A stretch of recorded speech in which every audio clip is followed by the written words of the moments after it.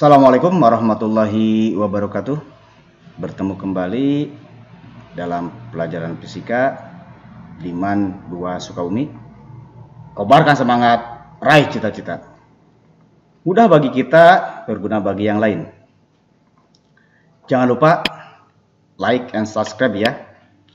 Klik loncengnya untuk semua.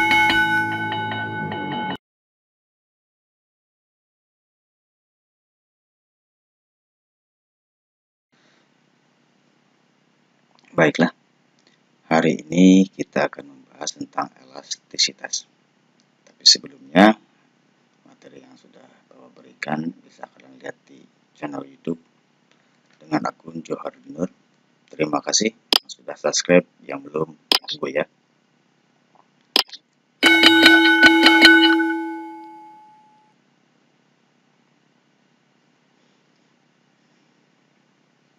Oke, elastisitas yang akan kita bahas yang pertama tentang pengertian elastisitas bahan, yang kedua tentang sifat elastisitas bahan, dan yang ketiga tentang hukum. Oke, pengertian elastisitas bahan. Pernahkah kalian menarik atau menekan karet gelang atau pegas? Kira-kira apa yang terjadi? Misalkan di sini ada karet gelang.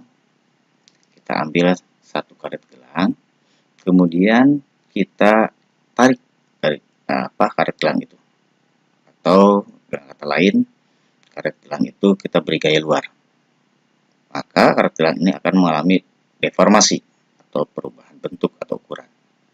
Tapi ketika kita lepas, ketika kita hilangkan gaya luarnya, maka karet gelang ini akan kembali ke semula. Atau yang kedua, pegas. Kalau kita ambil satu pegas, misalkan, kemudian pegas ini kita kasih beban atau kita kasih gaya luar, maka pegas ini akan merenggang. Tetapi ketika kita lepas bebannya atau kita hilangkan gaya luarnya, maka pegas akan kembali ke semula. Kenapa demikian? Di sini kalau kita ambil kesimpulan, suatu benda ketika diberi gaya akan mengalami deformasi atau perubahan ukuran atau bentuk.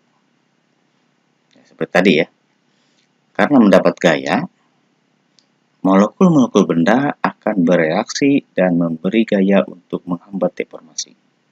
Artinya di sini benda akan melakukan gaya juga. Gaya yang diberikan pada benda itu dinamakan gaya luar. Sedangkan gaya reaksi oleh molekul-molekul dinamakan gaya dalam. Ketika gaya luar dihilangkan, gaya dalam cenderung untuk mengembalikan bentuk dan ukuran benda ke keadaan semula. Sifat benda yang berusaha menghambat deformasi dan cenderung untuk mengembalikan bentuk benda ke bentuk awalnya setelah gaya luar dihilangkan itu dinamakan elastisitas. Artinya sifat dari kelenturan, sifat dari benda kembali ke semula. Itu elastisitas. Tetapi bendanya namanya elastis. Kalau bendanya itu elastis, sifat elastis namanya elastisitas. Tapi benda yang tidak elastis itu dinamakan dengan plastis. Yang tidak lentur itu plastis namanya.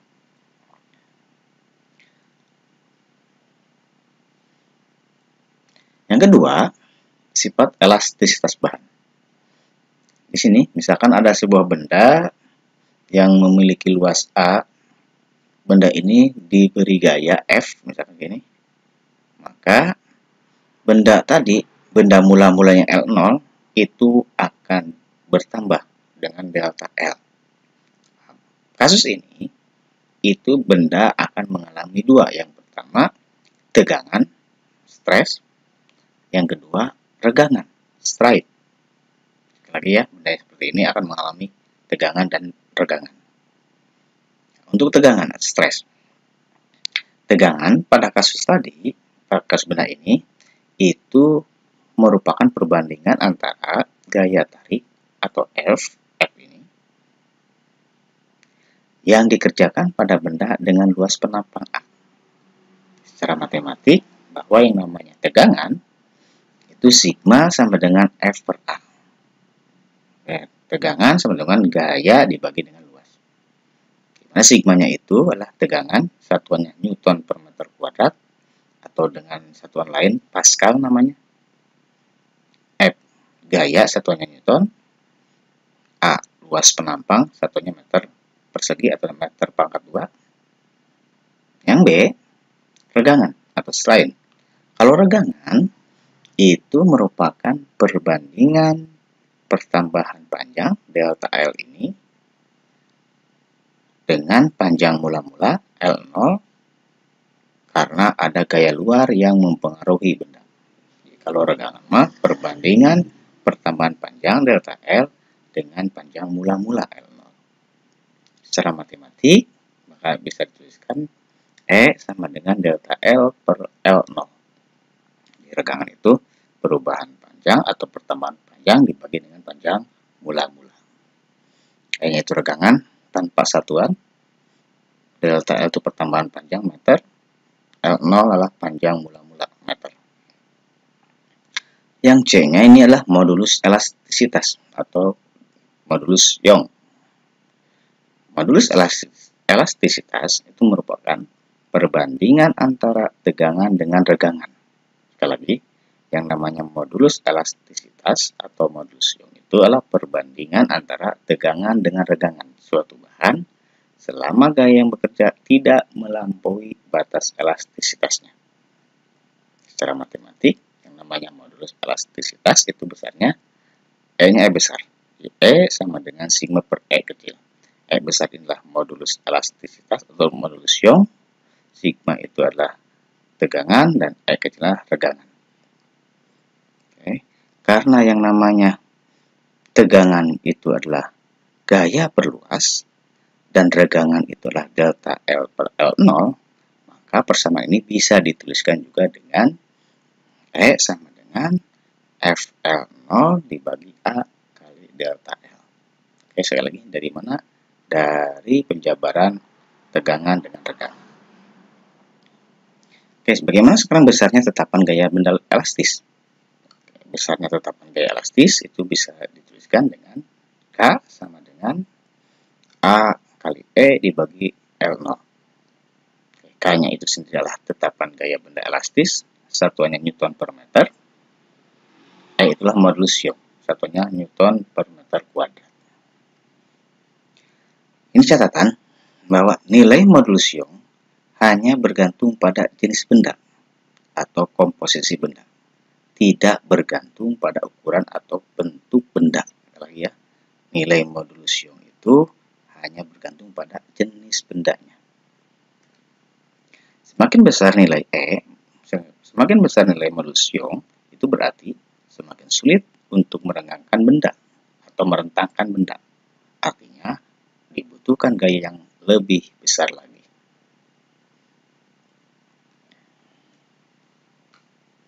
Nah, berikut ini ada beberapa nilai modulus Young untuk beberapa benda. Ini ada tabel. Ini tabel tentang nilai modulus Young untuk benda. Oke, contoh. Seorang pemanjat tebing bermasa 75 kg, jatuh dan bergantung pada tali sepanjang 15 meter dan berdiameter 9,6 mm. Jika tali tersebut bertambah panjang, yaitu 2,8 cm, hitunglah regangan, tegangan, dan modulus Young dari tali. Oke, maka untuk menyelesaikan masalah ini, yang pertama, diketahui dari soal itulah masanya. Masanya 75 kg. Yang berikutnya, panjang dari tali. Panjang mula-mula tali itu 15 meter. Kemudian, ini diameter tali. Diameter tali itu besarnya 9,6 mm. Kita konversi milimeter ke meter, berarti 9,6 mm sama juga dengan 9,6 kali 10 pangkat negatif 3 meter. Terus delta L. Inilah pertambahan panjang dari tali itu 2,8 cm atau 2,8 kali 10 pangkat negatif 2 meter. Oke, yang ditanyakannya Yang pertama itu adalah regangan E, yang kedua itu tegangan sigma, dan yang ketiga itu modulus Young E. Oke, untuk yang A, bahwa persamaan regangan itu delta L per L0. Nah, kita masukkan angkanya. Delta L nya itu berarti 2,8 kali 10 pangkat negatif 2 dari sini dibagi L0 nya 15. Maka besarnya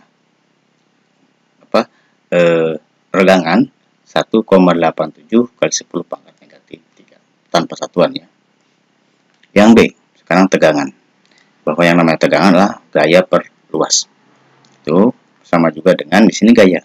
Karena dia tergantung, maka gayanya gaya berat. Maka besarnya M kali G. Sekali lagi, karena tadi memanjat tebingnya itu tergantung, yaitu bebas, itu berarti gaya berat. Berikutnya A, luas.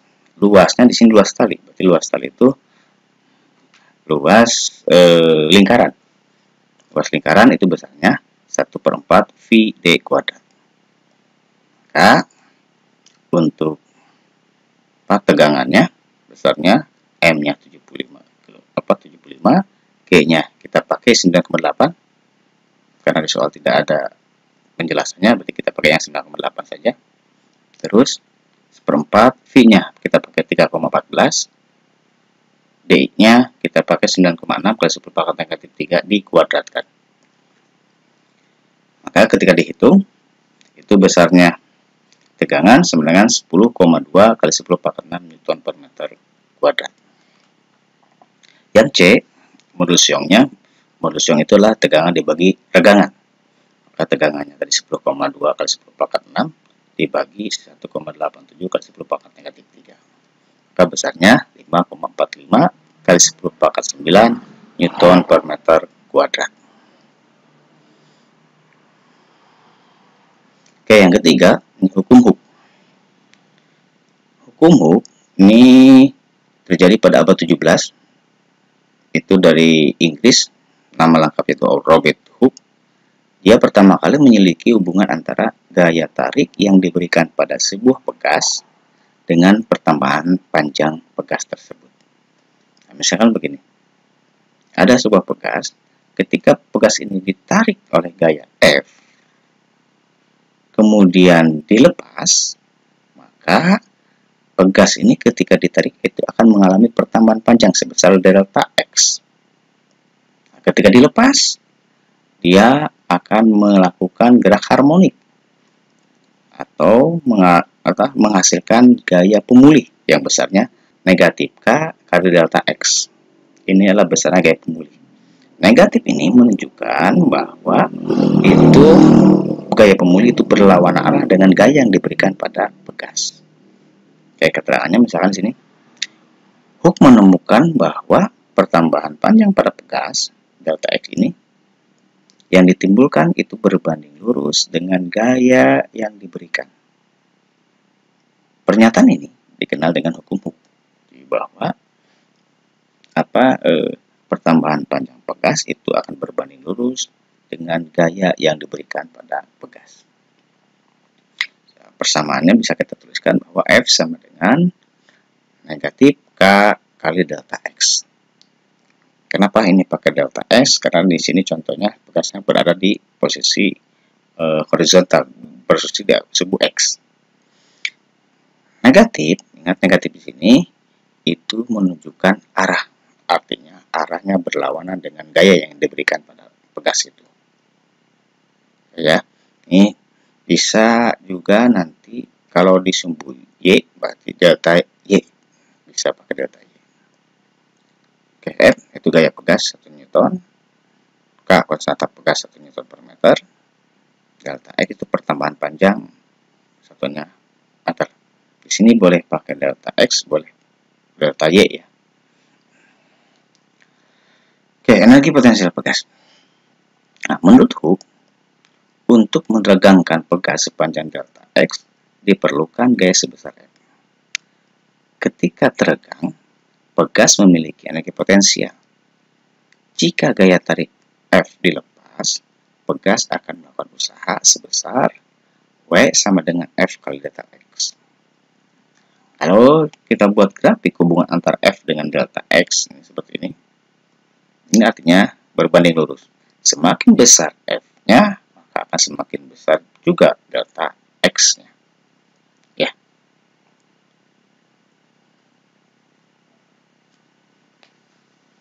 Oke, gambar di atas menunjukkan grafik hubungan antara besar gaya yang diberikan pada pegas dan pertambahan panjang pegas. Energi potensial pegas dapat diperoleh dengan menghitung luas daerah di bawah kurva atau yang diarsir atau yang tadi warnanya yang hijau itu. Jadi besarnya energi potensial pegas dapat dituliskan sebagai berikut. EP energi potensial pegas itu sama dengan setengah F kali delta X. Ini dari luas segitiga. Karena F-nya itu hub itu sama juga dengan K kali delta X, ya, maka energi potensial pegas ini bisa dituliskan lagi menjadi setengah F-nya kita ganti, berarti K kali delta X kali delta X, berarti setengah K delta X kuadrat.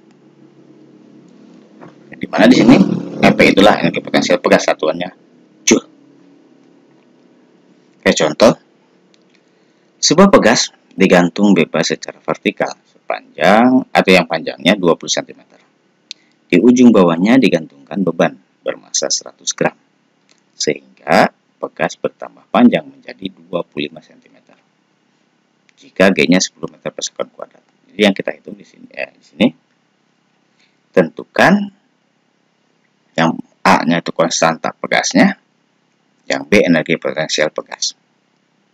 Untuk menyelesaikan masalah itu atau soal itu, ini kita asumsikan bahwa ada sebuah pegas yang digantung secara vertikal. Begini. Kemudian pegas ini dikasih beban. Nah, ini bebannya. Ketika dikasih beban, pegas ini akan merenggang atau ada pertambahan panjang. Kita tuliskan di sini delta Y. Kenapa saya pakai delta Y? Karena di sini berada di sumbu Y. Oke. Diketahui masa pegas tadi 100 gram atau 10 pangkat negatif 1 kg. Oke, dari mana ini? Itu 100 dibagi 1000 ya. 10 pangkat negatif 1 kg. Kemudian G-nya 10 meter per sekon kuadrat. Delta Y-nya, pertambahan panjangnya berarti panjang akhir dikurangi panjang awal. Berarti di sini 25 dikurangi 20 berarti 5 cm. Nah, cm kita rubah ke meter. Berarti 5 kali 10 pangkat negatif 2 meter. Nah, kemudian tanyakannya. A-nya itu K konstanta pegasnya, yang B energi potensial pegasnya. Nah, untuk A, kita bisa gunakan dengan hukum Hooke. Jadi untuk mencari konstanta pegas, kita gunakan hukum Hooke bahwa F sama dengan K kali delta Y. Maka F-nya, karena bendanya itu tergantung, pegasnya tergantung, maka itu gayanya gaya berat.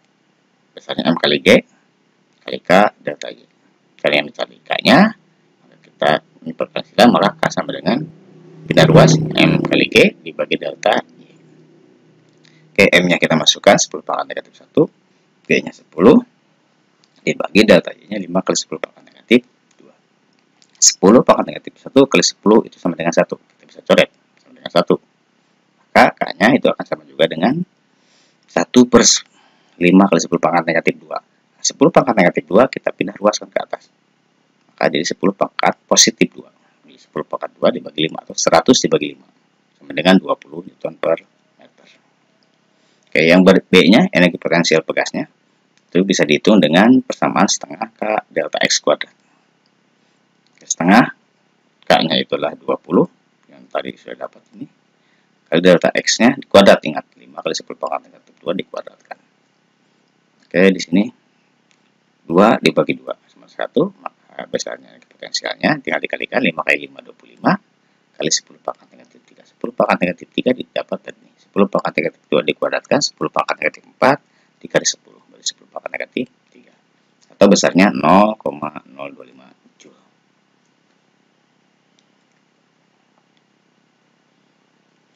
Oke, yang B ini rangkaian pegas.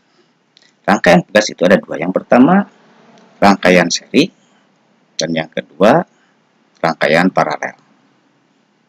Oke, yang pertama untuk rangkaian seri. Rangkaian seri susunan seperti ini. Misalkan di sini ada dua buah pegas. Pegas 1, pegas 2.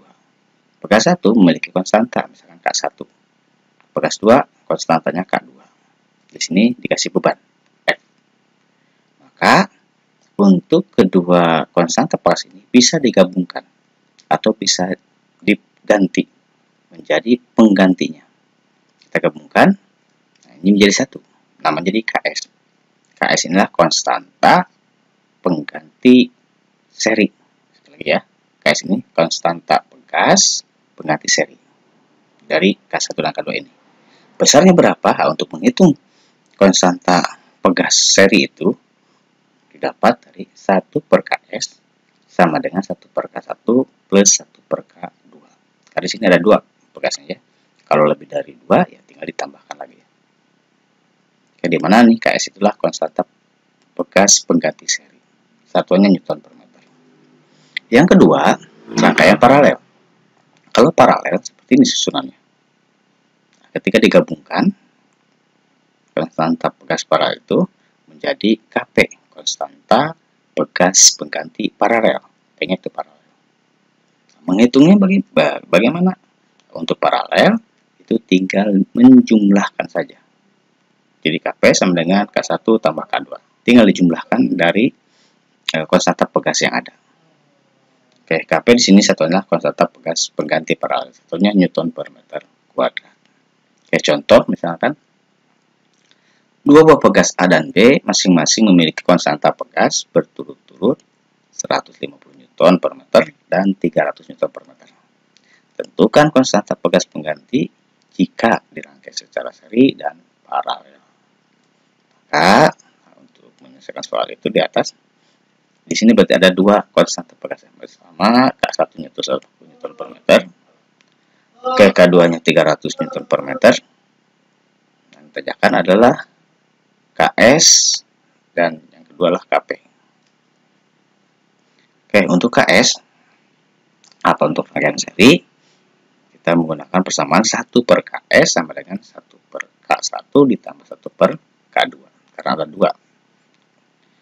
Maka 1 per KS tinggal masukkan aja 1 per K1 nya 150 tambah 1 per K2 nya 300. Di sini penyebutnya kita samakan.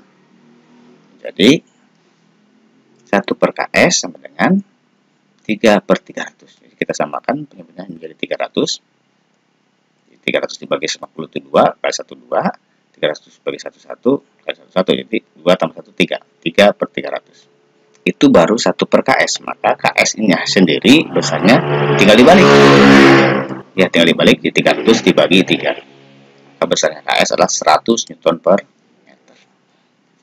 Sekarang untuk rangkaian paralelnya. Kalau paralelnya tinggal menjumlahkan saja. Bahwa KP sama dengan K1 ditambah K2. K1-nya 150, K2-nya 300. Maka Kp-nya adalah 450 Newton per meter. Oke, demikianlah pembelajaran hari ini. Semoga pembelajaran hari ini bermanfaat. Jangan lupa jaga kesehatan dan tetap semangat belajar. Terima kasih. Assalamualaikum warahmatullahi wabarakatuh.